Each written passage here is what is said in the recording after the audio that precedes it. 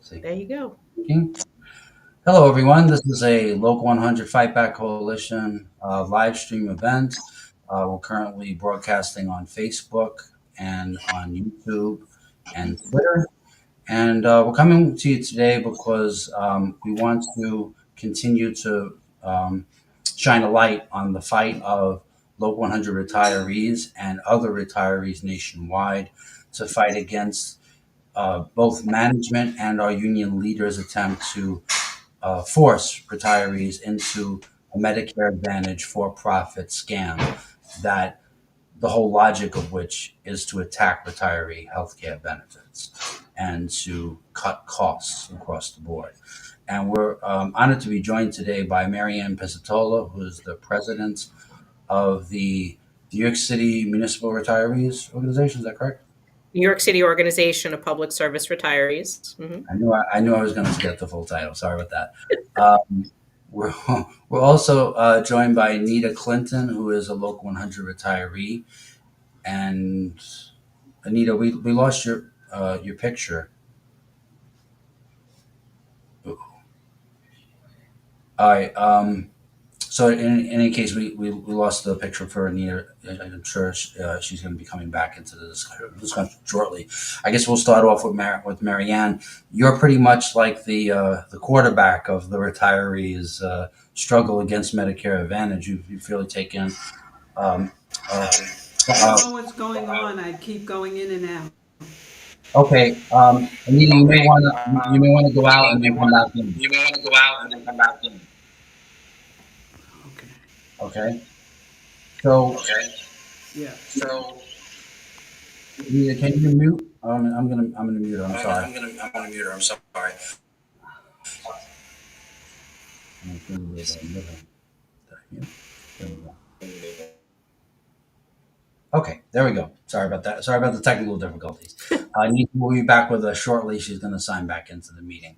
So, I was saying Marion has been kind of like the quarterback and taking the lead in all of this. You're a former EMT, and you've been retired many years, but you've been kind of amplifying the struggle again in the New York City retirees case, and you led a lawsuit that got a temporary restraining order to stop New York City from forcing New York City retirees into Medicare Advantage.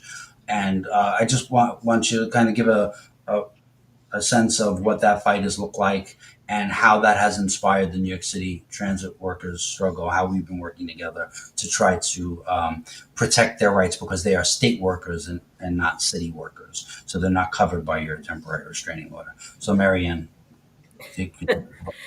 Thank you. So, yes, we were disappointed to learn that our fight could not protect you because we've been pretty successful so far, knock on wood.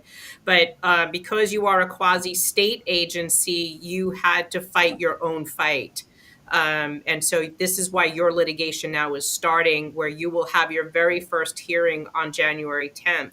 But our organization started this fight in 2021 when the mayor tried to force us into Medicare Advantage and or then force us to pay for healthcare if we didn't want the plan he was trying to force us into. Most people don't understand what the differences are in Medicare Advantage, and some of them become quite defiant that the plan is wonderful and it's not what we're saying. And what we have to keep reminding them is that Medicare Advantage plans work for some people and they don't work for everyone. And then there will be a point where they don't work for many people at the end. So because it is managed care, you have two differences. In traditional Medicare, 97% of doctors in America accept traditional Medicare.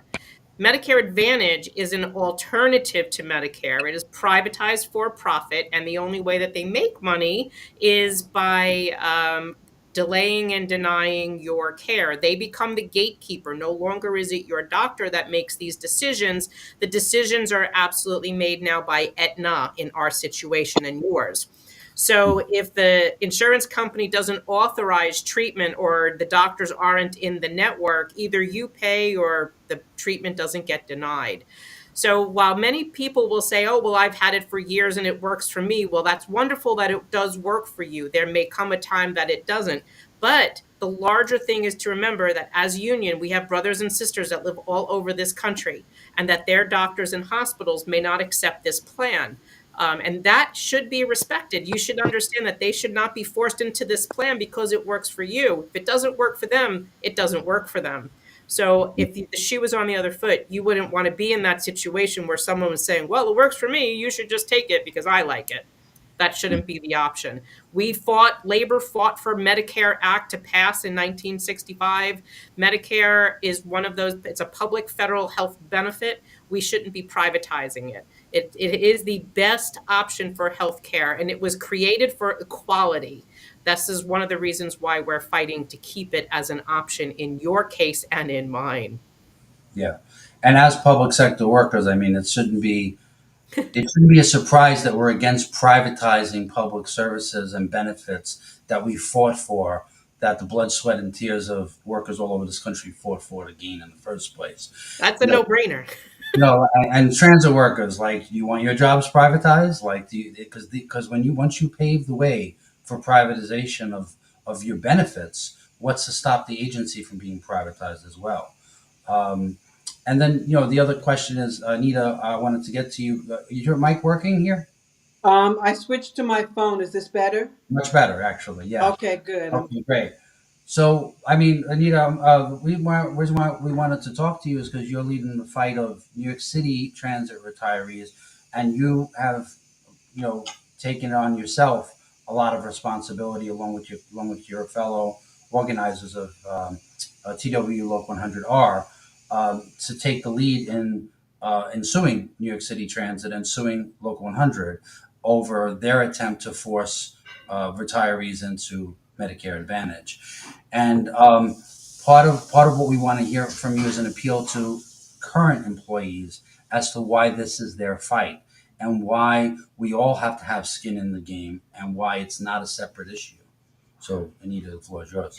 Okay, so I think it's important for people to know that we started out as like just a social group who missed seeing each other and being plugged into the politics at the union. So we were meeting in person every 2 weeks, and then COVID hit.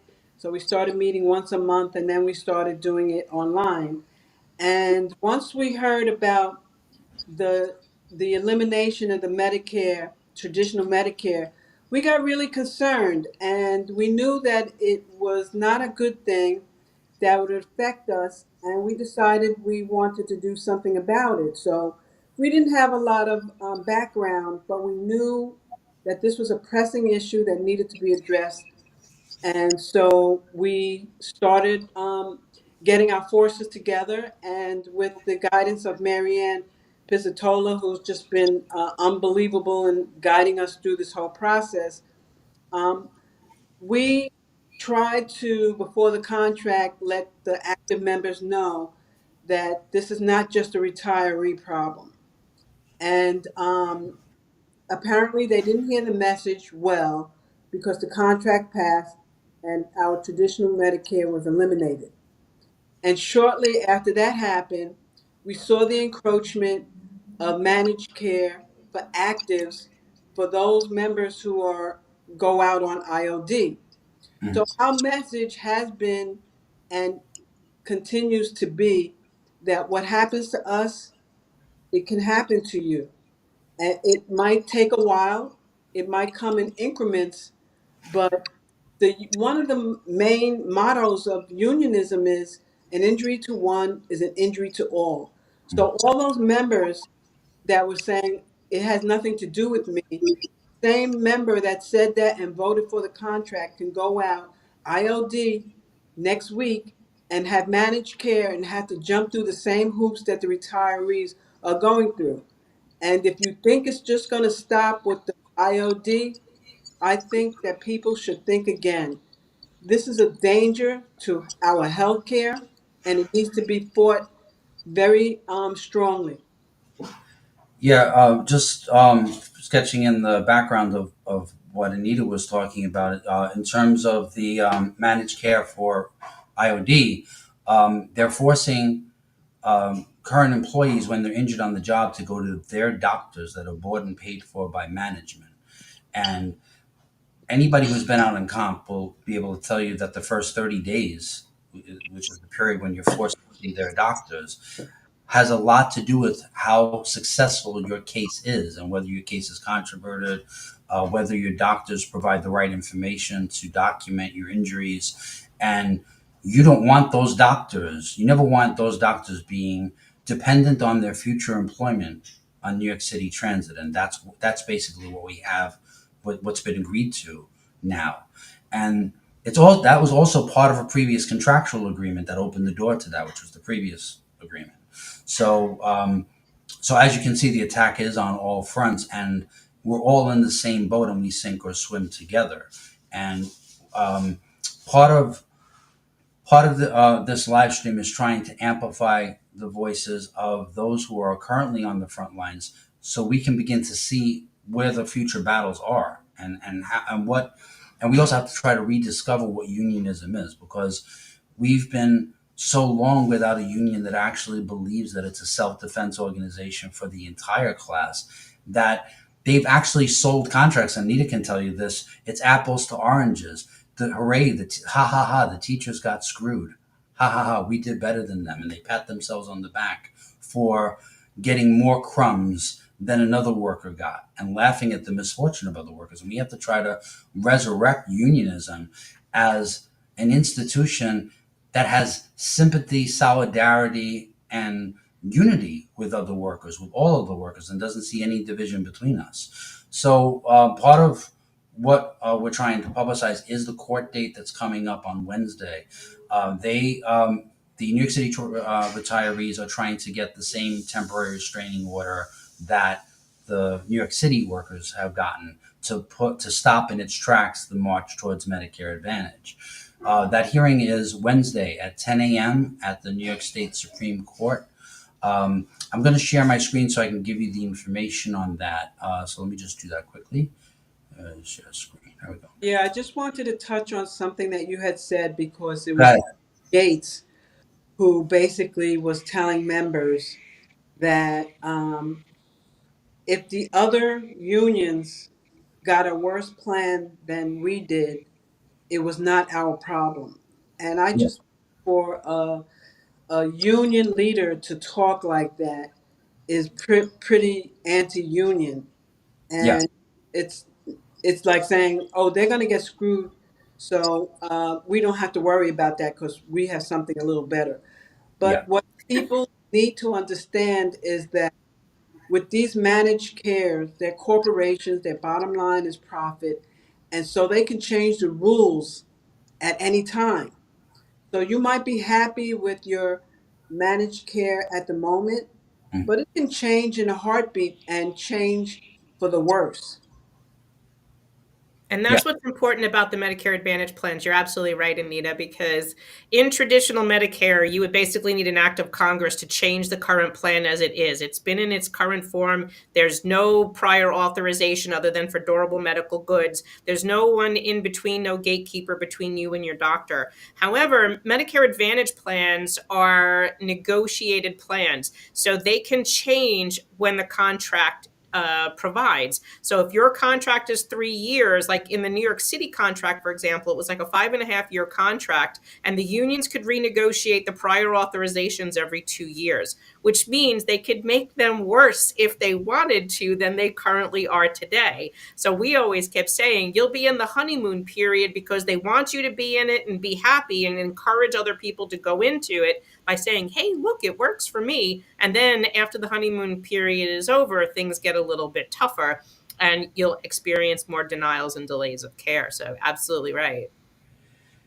Yeah, so I just wanted to share the screen so we can get the information up and out to people. It's been on our Facebook page. It's on TWU Local 100R's website. I'm just going to pull up the information. Let's just get to the page here. Share.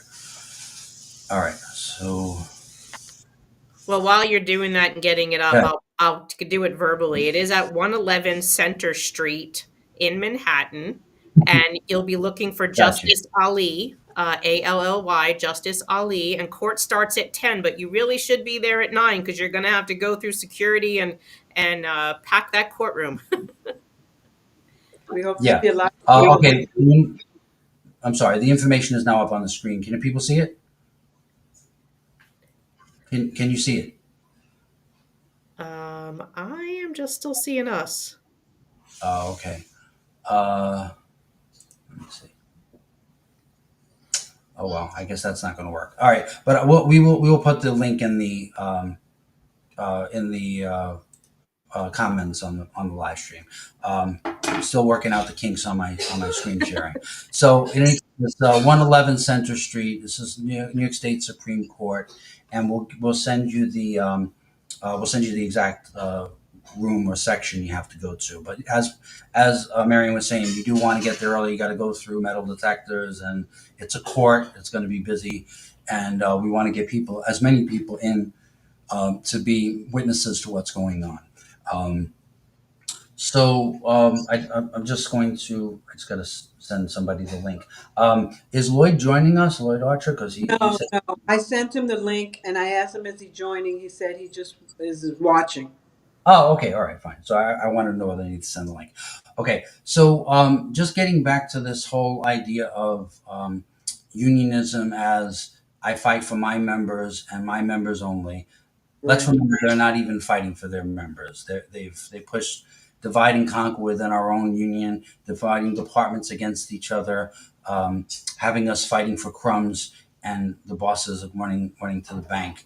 And fundamentally, this union is kind of like a runaway train at this point. It kind of like does whatever. It's a plaything of the managers. It's whatever crackpot ideas they come up with, whatever for-profit schemes they come up with. As long as the union leaders think they're going to get more control over resources and be able to benefit themselves, they'll do whatever management wants them to do, and that includes selling their lies. And I was Marianne was asking me because we're preparing for this case to send her some of the propaganda from our union leaders, and I think it's important that you shed some light on how they try to justify what they're doing, because they tried to justify it directly to you, and they let slip with some really shocking details about how this whole negotiation came about. So, Marianne, if you could tell us a little bit about that, but just the Cliff Notes version, because I know it's a long story. Absolutely. So yes, you made a very valid point there that there was something that shocked me, but I will tell you that they were not the only ones that did this. So in asking them, and them, it was, I had a sit down for a couple hours with Richie Davis and Tony Utano, trying to find out why they did this and help them learn what they did was wrong, and that did they do it because I'm intrigued, did they do this because they wanted to screw over everybody, because that to me is not union. I want to believe that unions would not be doing that, or were they lied to? My belief is always that they were lied to, or that they were sold something that they maybe didn't understand. What it ended up being was that neither one of them read the contract, and they both admitted to me they never did. Neither one of them did, but they're not alone. My unions didn't do that either. Out of the 100-something unions in the MLC, they didn't do it either. No one read the Aetna contract. Meanwhile, your propaganda comes out that it's better than the city plan, and in one document it compares your Aetna plan to a HIP VIP, which is also an HMO MA plan. MA stands for Medicare Advantage plan in the city, which has nothing to do with the Aetna plan. And then not accurate information when they finally do put out a document comparing some of the things about the Medicare Advantage plans that both Transit and New York City had. But here's the kick. In both of these documents, they only tell you in them what they want you to see. Had they actually shared with you the contract and you had a chance to review it and go through it, you would see the things that were equally as disturbing to me, i.e., you could not just go to any doctor that you wanted to. Your contract actually specifically states that you have to use in-network doctors, and if you don't use an in-network doctor and you don't secure proper prior authorization, you have to pay the full bill. That is exactly what's in your contract, but it's not in the New York City contract. Now, don't get me wrong. I'm not defending mine. I think my plan is garbage as well. Yours is a little bit worse.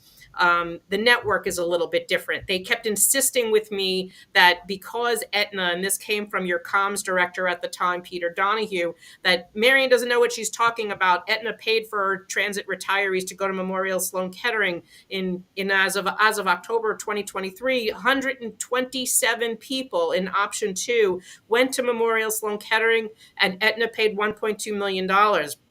And I started to laugh, and I was like, well, you just proved my point. And they're like, no, you're not listening. We Aetna paid. And I said, if Aetna paid $1.2 million for 127 people, that amounts to less than $10,000 a person. That's not cancer care.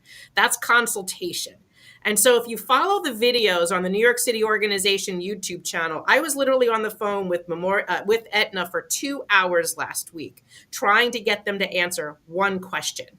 Will you cover my cancer care as a transit retiree if I go to Memorial Sloan Kettering? Aetna cannot answer that question.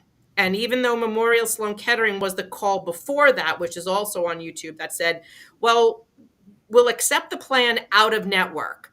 And it's dependent upon what your diagnosis is, what the codes are, and prior authorization. But we typically only cover consultation, which explains why the cost averages out about $10,000 a person. So yes, unfortunately, most of our unions are being sold around the country that the Medicare Advantage plans are better than traditional Medicare. They don't read the contract. They take a salesman's word for it, and then they don't read the details, as Tony and Richie did not in this situation. Neither one read the contract. I gave them the contract the following week when we both left Puerto Rico because we were at the Somos convention.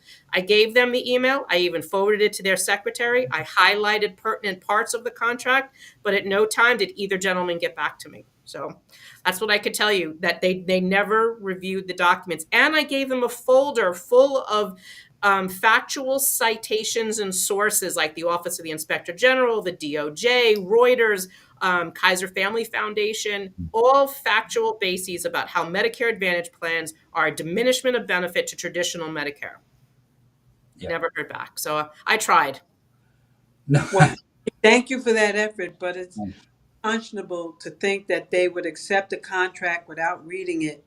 And then after you tried to tell them about some of the pitfalls, that they had no response. And what that says to me is that they really don't care.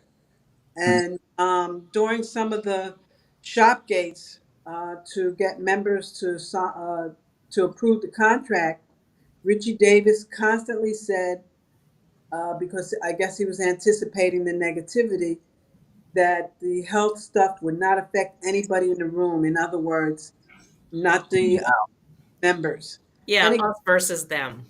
union stance, it's like pitting the so-called uh, workers who are skilled versus unskilled. We're all skilled workers. Divide and conquer. Trained that way. Absolutely. Yeah, divide and conquer is management's game. But, Well, and today unions really became corporatists. They really shouldn't be partnering with unions. The unions shouldn't be partnering with management. They will always be quasi the enemy, but you always have to be on the defensive because they're going to look to do something to you. Unions would never have done this. I mean, even Andrew Fine from UAW said there is no partnership with management. You cannot partnership with management. We are labor. You mean Sean Fain, right? Sean Fain. Sorry, I said Andrew. Okay, I just want to make sure we put some respect on his name. Same guys. Yes, thank you for correcting me. Sean Fain. Yes. Yeah. I mean, but Sean Fain represents a different legacy and tradition of unionism. It's more. But we were once there, though, John. That was once us. I've got labor leaders on my wall. I talk to them every day. Like, what is happening to this generation? Was we in the '60s? We would protest. We would strike when we were able to strike. We did things that were pretty radical. And here's the kicker. If we are labor and we united and formed relationships and coalitions, we could push back.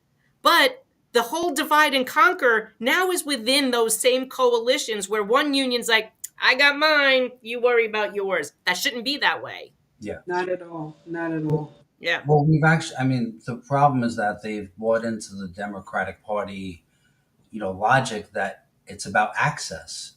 It's about your union leaders having access to politicians, and the way you get access is by covering up their betrayals and acting as public relations reps for them and lying for them and getting workers to support them. And that doesn't mean that we don't support politicians to defeat other politicians and that, like we want to minimize the worst outcomes. But at the same time, this logic that somehow we owe them something. No, they owe us. And there has to be consequences for them when they do not act in the interest of the people whose money they've taken, whose votes they've taken, who they've made promises to.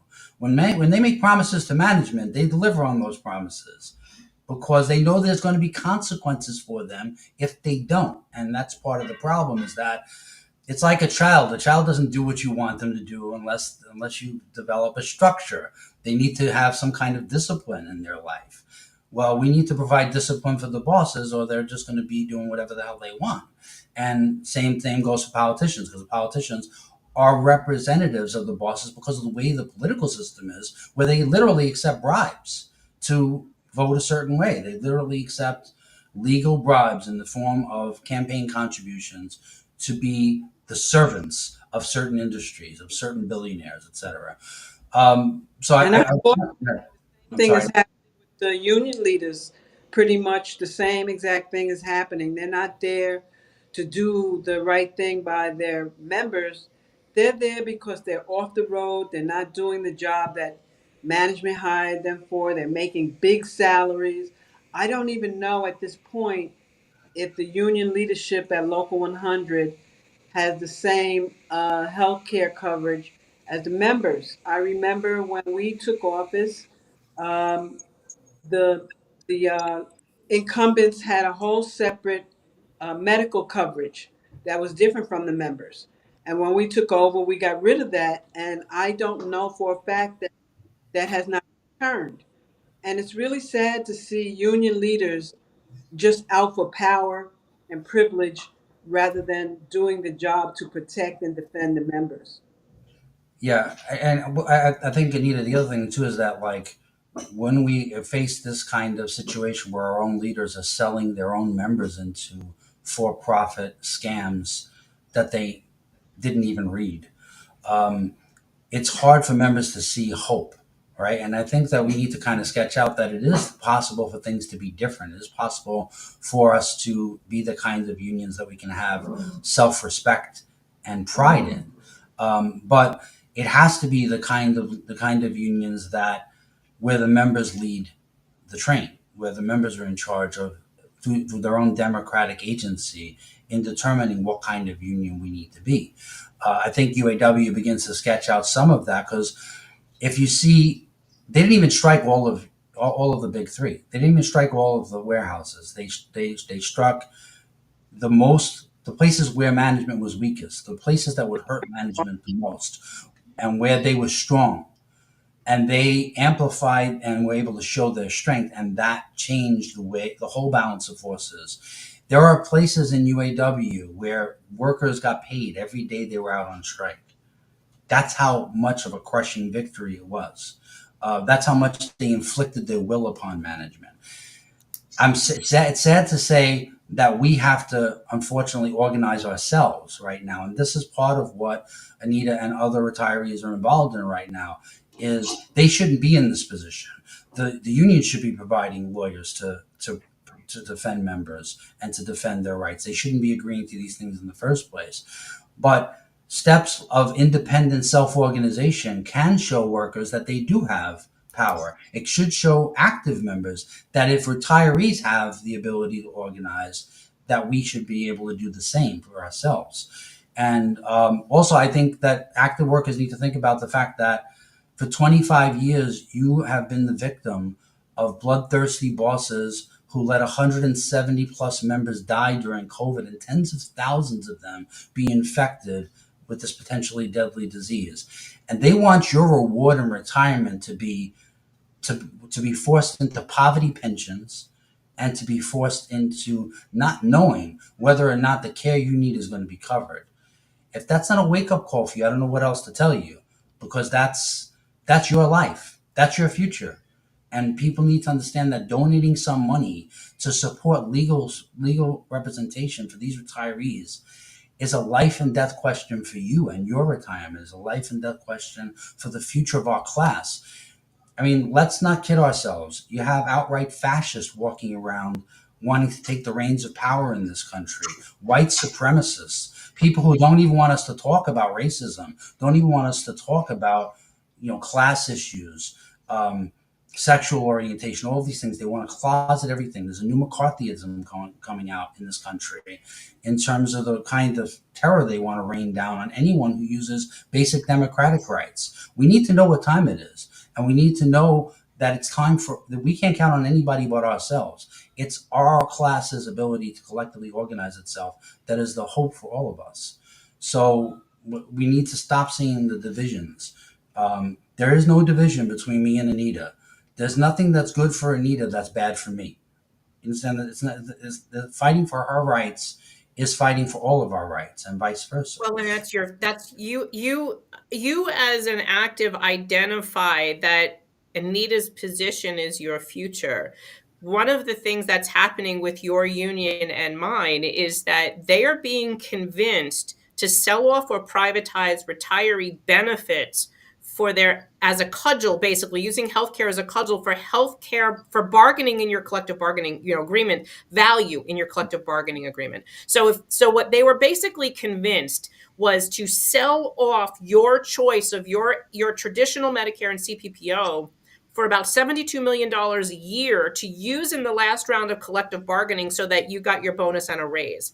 And this leadership that you currently have did that with no problem, and yet didn't even read the contract to understand that the things that I've been saying and teaching your team, your retirees, is absolutely correct, because they never read about it. They didn't understand the differences. They didn't learn about the differences in plans. You see, unions represent those in their bargaining unit for wages, hours, and work conditions.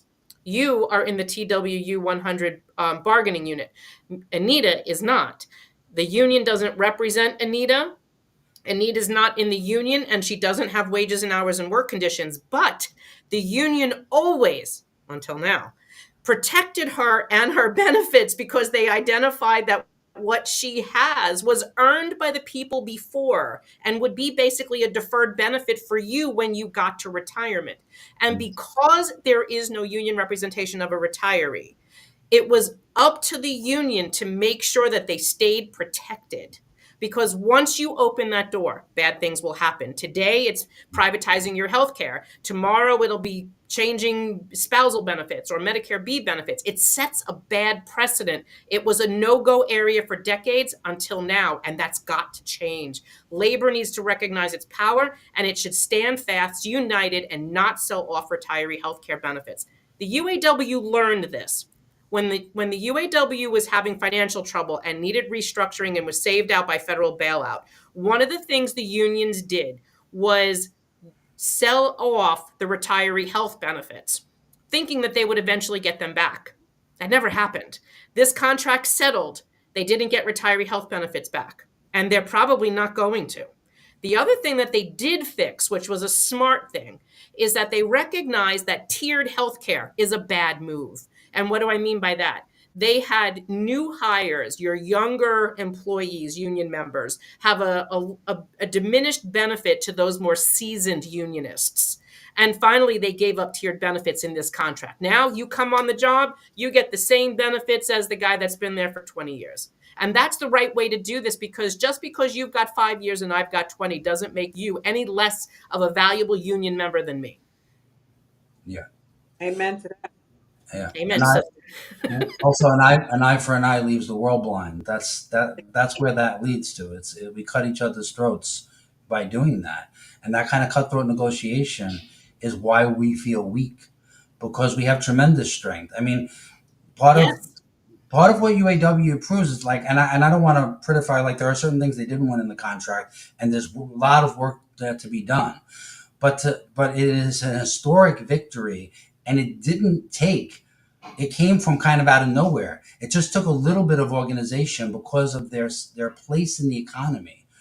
If UAW workers have a strong place in the economy, where do you think transit workers in the biggest capitalist city in the world, in the history of the world, stand in You terms of do. class power? And And let every New York City union would have it as well if you all got together and said, there is no way labor in New York is going to sell off or diminish healthcare. Hard stop. And Yeah, let's forget that 2023 was a banner year for unions, the actors, the screenwriters, UPS. I mean, they were flexing muscles that we haven't seen. And what Sean Fain did after the victory, he decided to go around to the other car manufacturers and help them organize. That is so dope yeah. that he should be an example. He should be held up as an example how to be a true union leader. Because I think with the dues checkoff, people don't know the history. When the union started, the representatives had to go around physically to each and every member and ask for the dues in their hand. And if you didn't do a good job, you weren't getting paid. And that changed, so now we have automatic dues check off in your paycheck so that the officers can sit in their office and not do anything and then still get their big fat salary. And I think that contributed to some of the corruption.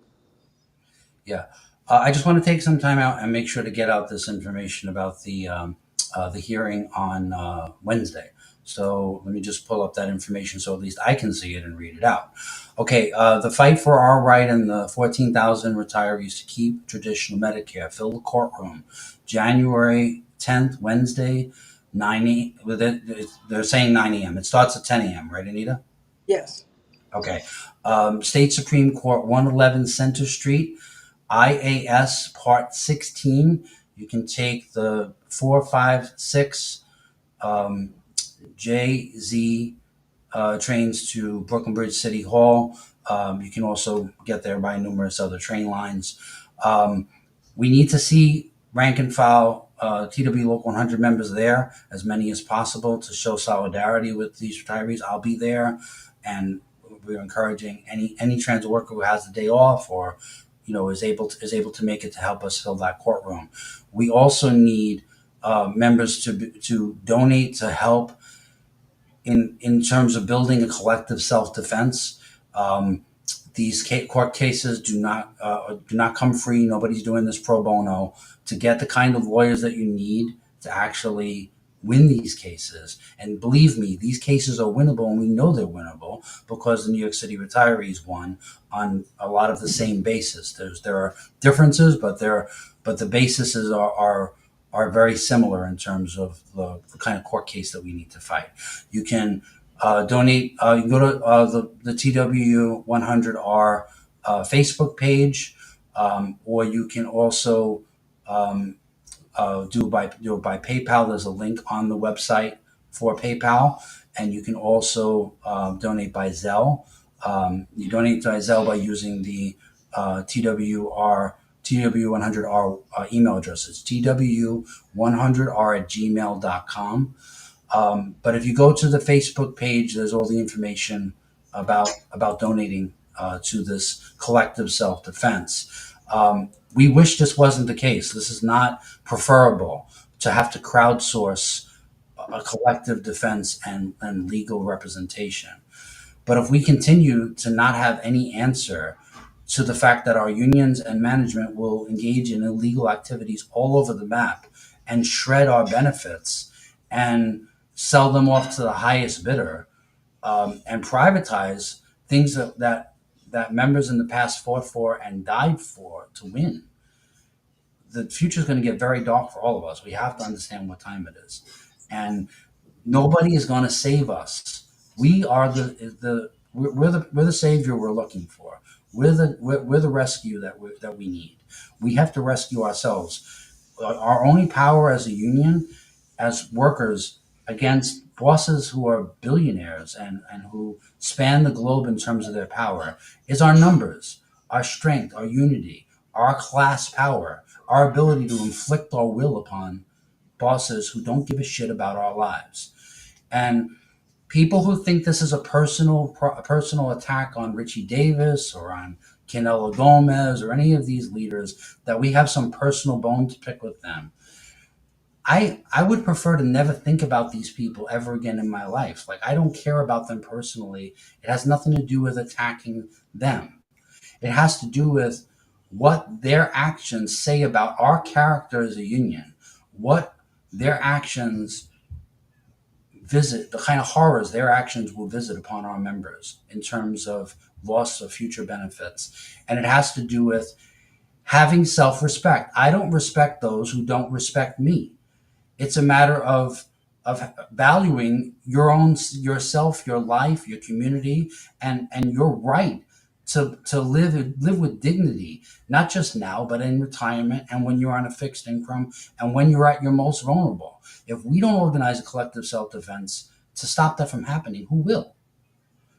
Anita, if you want to. Yeah, yeah, I think that everything that you said is correct. And the members really need to be aware that the job of the union is to defend and to protect the members.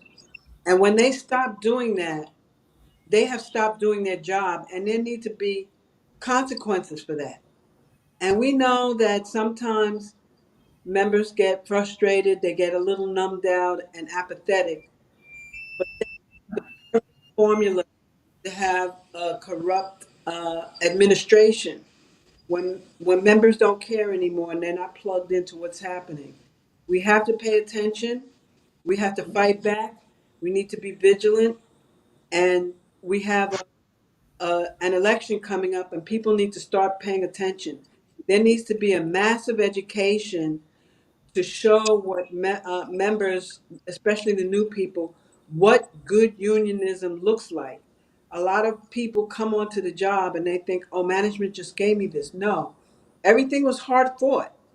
When I came into transit, there were no facilities for women to change their clothes or go to the bathroom. We had to fight for that. And that was the union that put a fight for that. And everything will be a struggle, but it's worse when the leadership is not on board. Yeah. I just want to close by saying, people want to talk about this being an anti-union campaign, and it's the furthest thing from the truth. I was on the executive board of Local 100, and I got to meet these people up close and personal, and I got to see in real time the consequences for them being the most anti-union people I have ever met. I mean, I have never met anyone who is more consciously anti-union and hateful of their own members than the leaders of these unions. And if they continue to hold the reins and power and the resources of these unions are going to cease to exist. And I've been telling you this for a long time. And people may think it's like a doomsday thing, or I just say it so in order to get you to hate them. I don't need to get you to hate them. You already hate them. The question is, we hate ourselves more. We don't believe in ourselves more, and that's the problem. And that's where the weakness comes from. Because management knows you're going to hate them. Even the union leaders, because of what they do to collaborate with management, they know you're going to hate them.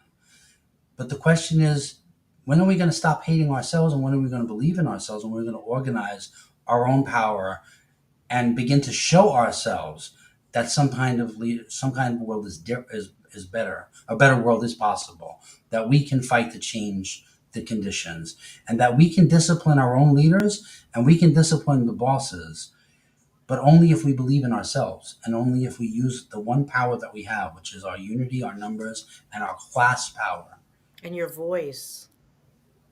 Absolutely. Your voice, because I don't get involved in who's running and that. To me, what bothers me is I'm labor relations. I am a unionist. I'm retired union. I defend people's health care, the benefits that they earned, and the benefits that they earned in their employment that they retain in their retirement. But here's the thing: what scares the bejesus out of me is that this, to me, will be destroying the labor movement. In that, if a union says that I'm your union, you pay me dues, your loyalty I need, I will fight for you, and then once you're retired they sell off everything you earned, What will they be needed for in the future with the next generation? This is a mistake. Because if young unionists or young workers are entering the workplace that is a unionized workplace, and they hear that their former employees, their former unionists from that union are screaming and having to litigate to protect what they earned, and you have your workers are so ill. I speak to your retirees all the time. Even your active employees get injured, have respiratory problems from diesel fumes and all of these horrible things. You rely upon your health care and your pension when you retire. And if someone's going to negotiate that away when you are in retirement, then what the hell are you going to need a union for? That is a mistake. Unions, we need strong, honest, transparent unions, someone that's going to fight for you and protect for you. This, to me, will damage this whole labor movement of what we have built for decades to make sure that you get the wage and the work protections, the OSHA health and safety that you need in order to earn a living and protect your family. This isn't the way to do it. And that's what's concerning me, because you will not take this city job. You will not pay that union dues if you learn that your union can sell off Anita's healthcare benefits just so the young guy can get the raise today. Wrong. That's a big mistake. We should be using our collective power to saying, no way are we going to do this. Her service should be respected. That's my future. I should protect it. And I should be telling the MTA, take a hike. Yeah. That young person will be a retiree at some point. So you have Yep. to think down to the future and not just at what's at hand right now. Yeah. And cynicism and dog eat dog pragmatism is exactly management's ideology.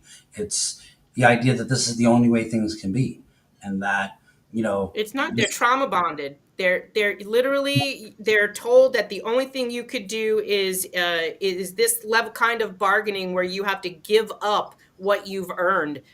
That is absolutely wrong. Your value isn't finite. Your value increases, and you should be demanding what you're worth, not stealing from either those before or those after you in order to finance you today. That's just the wrong way to go.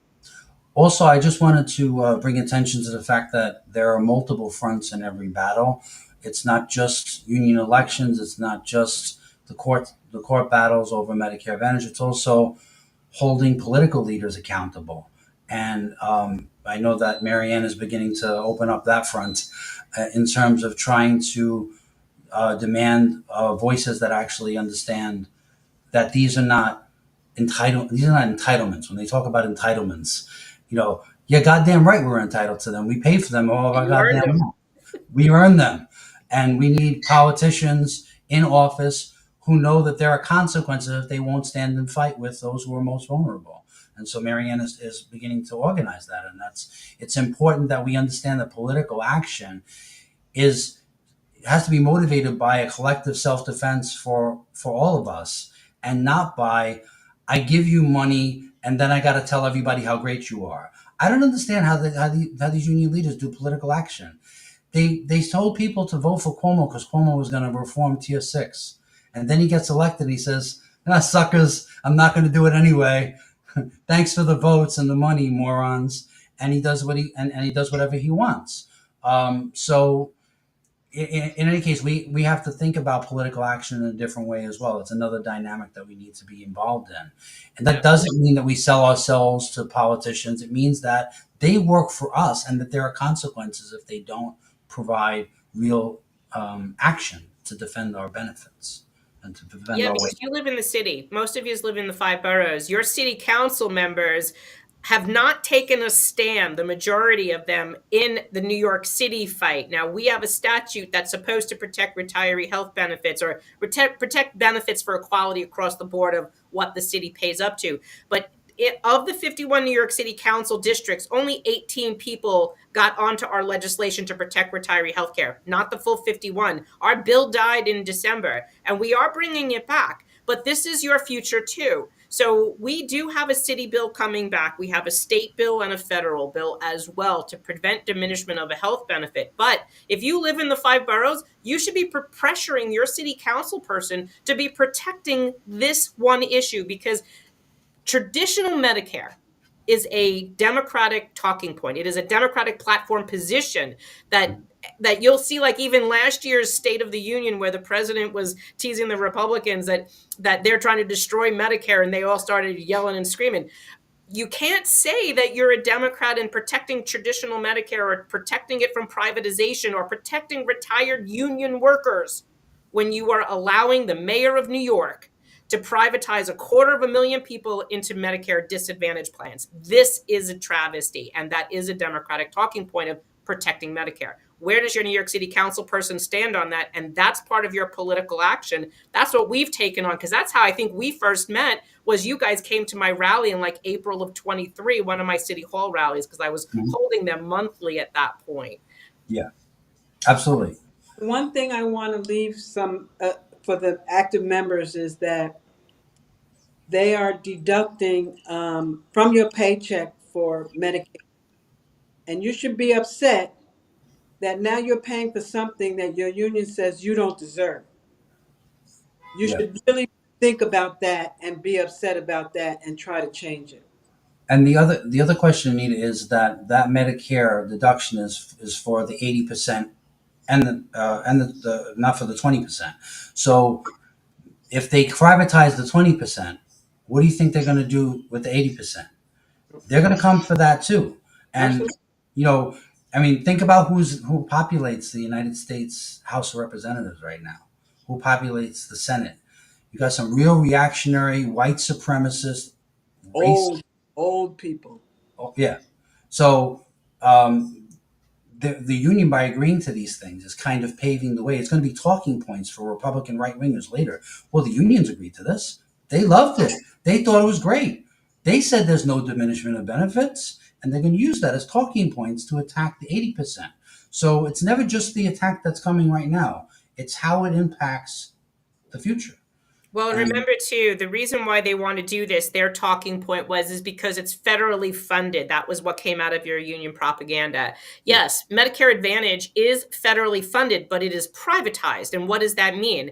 Your federal tax dollars go to Medicare. That's where your Medicare tax comes from your very first paycheck. It goes into the Medicare trust. The Medicare trust pays these for-profit insurance companies like Aetna to administer Medicare instead of Medicare. So Medicare is no longer giving you your Medicare. They are paying Aetna to do it. And what they pay them is more than what Medicare would have paid had they kept you. So Medicare is called fee for service. You go to the doctor, they pay the doctor. You go to a lab, they pay the lab. Aetna Medicare Advantage, they give them a monthly capitated rate that averages over $1,000 per person per month, so that Medicare no longer has to administer your 80% benefits. This is why it is for profit. This is why they want your Medicare, because they make billions of dollars doing this. And they go around the country convincing unions and employers to force all of their retirees into one Medicare Advantage plan because they want all the money. That is greed. And if this continues to happen because the capitated rates are so high, this will bankrupt the Medicare trust faster than it's going low now. And there will be no Medicare. That is another fear that everyone expresses, as well as because you'll hear a lot of times the Medicare plans. I was on another meeting yesterday where these retirees were saying, and actually it's even on Anita's Facebook page, the TW100R, that retirees are saying Aetna keeps calling and they want to come to my house. I'm like, no, say no, because they want to do what they call upcoding. They want to see if they can tell the government that you are a higher risk to them so that they can get more than $1,000 a month. They put it under the guise of a home visit, but really it's to do upcoding. They're going to say, oh, I went to Marianne's house and she was telling me she's a 9/11 responder and she's, has all these other health issues and these things happened to her in the past. She's big risk to me. Sorry, Medicare, we're going to have to ask you for another $1,000 a month. And before you know it, they're asking the federal government, your tax dollars, to pay more to them to carry the risk. This is why this isn't good. well, I mean, I just want to close on this. I mean, what kind of union believes in no democracy at all? You have active members. Do you have a choice on your health insurance? I mean, you have a choice between different plans with the same provider. Now your dental and optical plan has been pushed into the single worst managed care provider in New York State, United Healthcare. They have the single most complaints of any healthcare provider. They've been charged in court, in federal court, with having two sets of books and bribing people to take managed care options and to maintain coverage with them. So, what kind of union is it that doesn't fight for democratic rights? Shouldn't we have choice? Shouldn't members be able to make their own decisions about what's best for them? And if managed care was so great, how come 14,000 retirees out of the 22,000 retirees chose not to have it? If it was so great and they wanted the silver sneakers so badly, don't you think they would have chosen Medicare Advantage? And they didn't. You know, unions are supposed to be democratic institutions, and when they're not, they die. And this is what has to change. And part of what has to change as well, you can't have democratic institutions where members don't participate, where members don't get up off the bench and see every struggle as their fight. You know, we can blame our leaders as much as we want for their traitorous actions, but the only counter to that is our activity, is our understanding that democratic rights are everything. Without democratic rights, we have no civil rights. We have no human rights that anyone will respect. We have no rights within our own union to decide what's in the best interest of our members. That just has to change. So, you know, members need to understand, if you can't make it to this hearing, donate money. If you can't donate money, make it to the hearing. If you can't do either, share the information. Get others to get involved. Because it's our numbers that are where our strength is at. We just have to break out of this infantilization that somebody else is going to solve our problems, because it's just not going to happen. And it's just bad for us. It's bad for our psychology, for our consciousness, and for the future of our union to continue to function in this way. It just has to change. So anybody have any last statements before we wrap up? Because we try to keep it under an hour. Yeah, I encourage people to come to our page, TW100R on Facebook. I encourage everybody to donate whatever they can. Encourage everybody to show force on the 10th and just keep paying attention. Thank you, Anita. Marianne, want to get a closing word in here? Same thing. Support your brothers and sisters, because this is when the union told you that your benefits were not, this healthcare change was not going to affect you. That was wrong. This is your future. So active workers, please pay attention. You need to understand the differences in healthcare. Support the retiree movement, because you will one day be there. This was your future. This is your future. Medicare, protect it and help them. Do exactly what John and Anita said. Support this retiree movement, TW100R. Go to their website, tw100r.org, is it, or .com? Go to .org. You're right. Go to your website, go to their Facebook page, donate. This is super critical, because it is the funding of this litigation. They are all volunteers. The lawyers are not. So we have to fund the lawyers. And of course, we're again working for free, right? To fight to protect ourselves. So this is super critical, because this is your future. Absolutely. I'd like to thank everybody for your time, and please keep the comments coming. Please get involved and reach out to us. And, you know, let's just remember in closing that nobody respects somebody who doesn't respect themselves. And the way you respect yourself is not by words, it's by action. Everybody can vent their anger. It's easy to vent your anger. It's more productive to direct that anger in a way that actually amplifies our message, our voices, and demands self-respect. Power concedes nothing without a demand, never has and never will. Those words are never truer than they were 170 years ago as they are now. And it was emblazoned on the banner of our union publications for a reason, because it matters. And you got to make it matter. Thank you so much for your time. And we look forward to seeing you at the court. And we look forward to seeing you in the streets and mobilizing and getting in the backs of your union leaders and your politicians every time they lie to you and won't stand up and fight for us. That's justice. That's what justice looks like. Thank you so much for your time. Thank you, John. Thank you. Thank you, John. Have a great night, guys. You too.